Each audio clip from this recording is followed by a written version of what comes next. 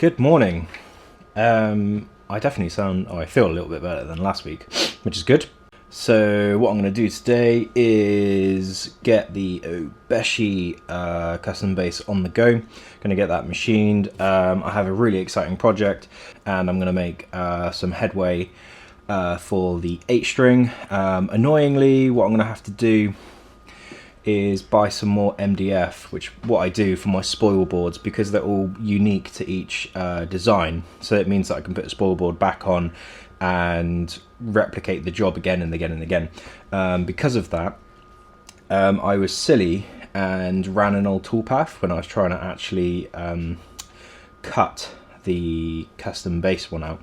So actually what I ended up doing, because I needed to reuse a toolpath, I just kept going down the list and realized that actually I had cut out the wrong model. So now I've got 2 spoil boards. So I did it twice, not on the same day at least. 2 spoil boards that I cannot use, so which is annoying, but hey. So I'm gonna have to go to Totem Timber in Plymouth and pick up some more MDF and then bring it back, and then I can restart the process. But I think I'm gonna do that later on. Get the base cut first. That's the job. It's 9 o'clock, so it should take me 2 hours hopefully. And then I'm going to invite my client around for the base and say, look, we've got the Polonia, super light, the Obeshi, which is kind of like the medium between the two of that one, and ash, or swamp ash, which actually I think the swamp ash is really nice. It's what I'm used to working with. Normally I use European ash, but because of the size of it I've gone swamp ash, just so then it's a little bit lighter. But yeah, it's nice, and the density is what I would want, and balanced with the weight. So there's always a compromise with these things. Something that did happen, which I'll show in a bit. In fact, I'll show it now. This one was all wired up, set up, ready to go. And then I noticed 2 marks actually. One was here, which you can't see now. And then there was another one just on the inside here. So, which was really deflating. It's not what I want to be hearing at the moment. So what I had to do was strip the whole guitar back, sand it in those areas, roll the radius again, and I'm proud to say it's looking better, which is good. There are no weird dings or marks. So this one, it's, although I've only painted here, obviously there's a little bit of overspray and things. So what I'm going to do is basically leave it for 2 weeks before I start touching it. Very frustrating, a bit annoying, especially as I got it all in the bag set up, and then literally before it was going to go out, that happens. But you know, these things happen. Hey ho, it's looking better now, so that's what I want.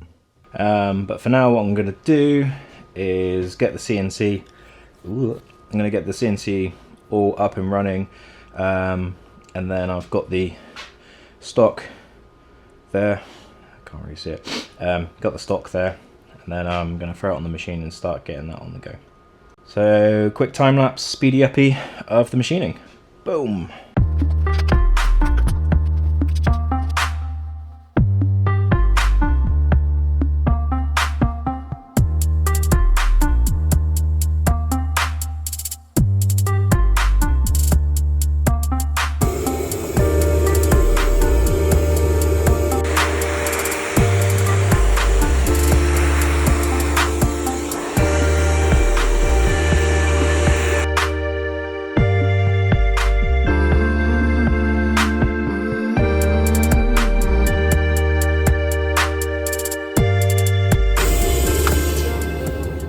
I have just machined up the first stage. Bloody camera. So I've just machined up the first stage, which is all good. So now I'm going to flip it. He says, God, let's try it this way. I've just, yeah, sneeze. No, I'm not. And as you can see, I put a location dowel there, and then I reuse these 2 as well, because they're 6mm holes. So I'll hoover this out, remove these little silicone plugs, which basically stops any vacuum leakage. or pulling air from where I don't want it to. And I've got 2 there, and then 1 here. Obviously it's been filled with dust, but yeah, I'm going to flip them over and then do the other half of the machining.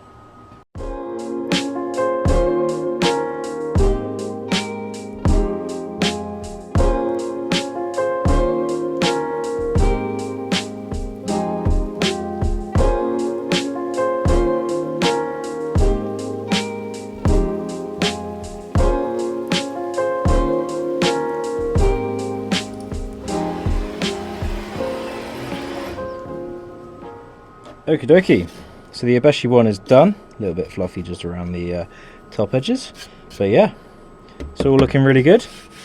Definitely doesn't fluff up as much as the Polonia, which is great. But yeah, let me try and let's put the tripod out. I'll just pull them out very quickly. Yeah. Again, it's a little bit heavier than the Polonia, but this is super light, like really nice. So I think the client's going to really like that. It's going to be the nice balance between the Swamp Ash and the Polonia. So I'll give him an email now and say you've got a few to choose from. So that's good.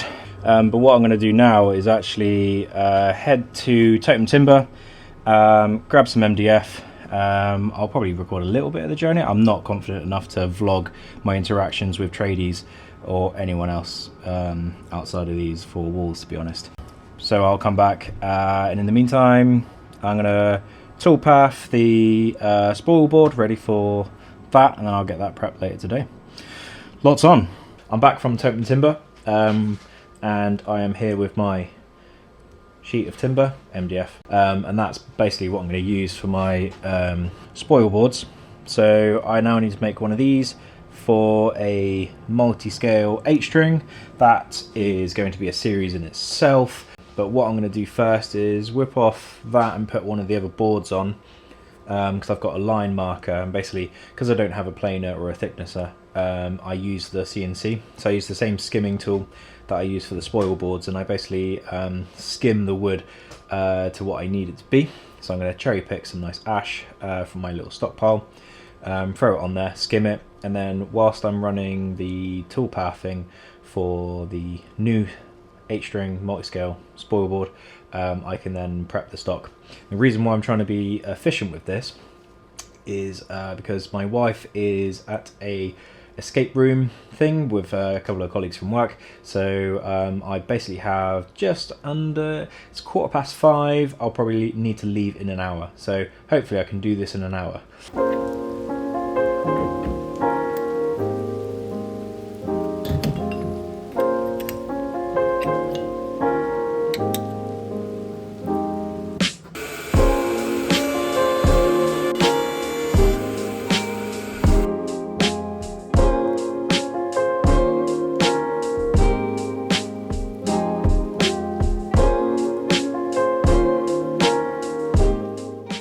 So whilst I had the CNC cutting out the spoil board for the 8-string, I have grain filled, and you saw me sanding the grain fill off, so that's why it all looks stripy. So this is something I do before spraying, because obviously ash has really distinct winter and summer growths.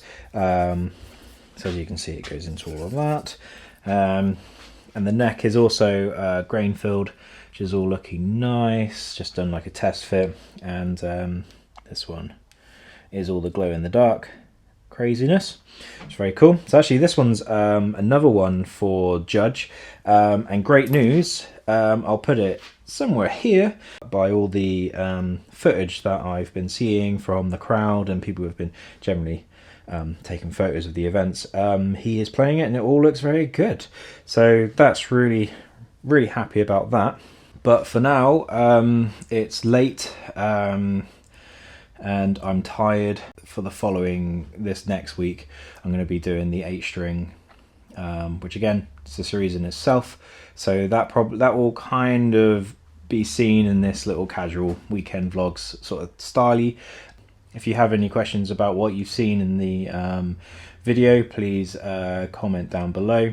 If you've enjoyed it, please like, and subscribe, so you can follow along this journey of a small guitar maker trying to make it out in this world. So yeah, until the next one, goodbye.